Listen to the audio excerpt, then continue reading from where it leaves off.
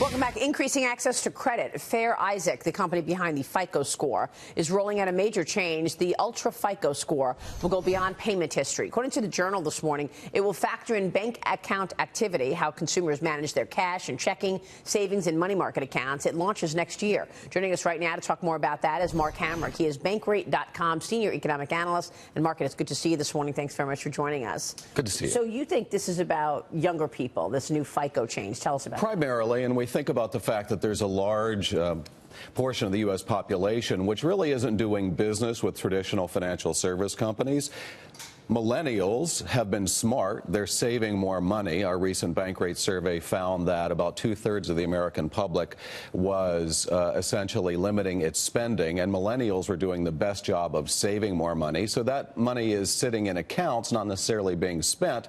At Bankrate, we say that the two biggest problems that have been identified by Americans is their failure to save for retirement and for emergencies. So financial companies want to create new customers and help connect them to borrowing products. It's a logical step for them. Is there a way to opt out of this? It's the last thing I want with the Equifax hacking and everything going on about security. The last thing I want is somebody pull up my UltraFICO to see how much money, cash I have in a bank account, right? And how you're managing all your money between all your accounts, savings, checking. Yeah. Well, to the question, I think you're right on. I think Americans are tired of having their personal information essentially taken from them. And I think this is going to be something to watch in terms of regulation in the coming years, whether it's the information that Facebook and Google possess about us or our credit rating scores, because I think we have a sense that we have no control over this information.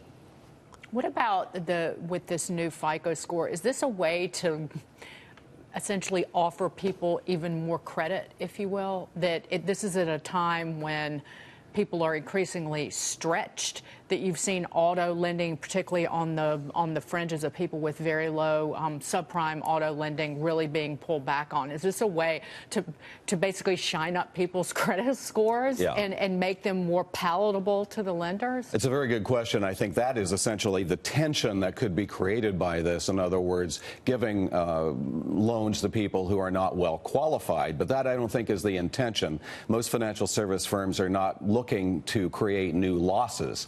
Fed Chair Powell has said that he thinks that household balance sheets are in good shape. He's more concerned about the commercial side. So I think this is more about trying to identify good data about consumers and potential borrowers and connecting them to products that they might find useful. Meanwhile, you've got a new survey on how Americans are spending and if they're cutting back on spending, right? Let's talk about that. 66% said that they're limiting spending. 36% said that they are doing it to save money.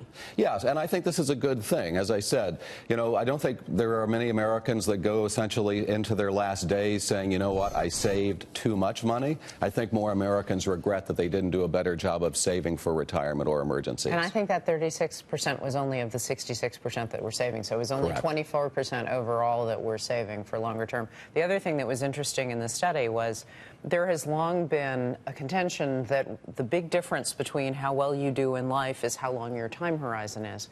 And when you looked at this study, the people who were making over $50,000 clearly had a longer time horizon that they were saving for, whereas the people who were under that were just sort of saving for the short-term needs and they weren't thinking beyond that.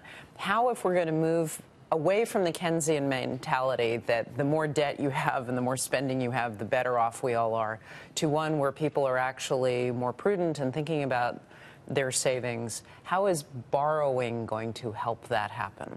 I think essentially it's two different questions. I think the first question is, as long as you have a healthy economy, most Americans will be mindful of trying to achieve proper financial goals. I do think in our society we have a significant problem with lack of financial literacy, and that's an education issue which I don't hear a lot of people talking about. Yeah, that's too bad. It really does start at home, but yeah, we're certainly interested in that. Absolutely. Mark, thanks very much for joining us. Great to be here. Good to see you this morning. Mark Hamrick joining us from Bankrate.com.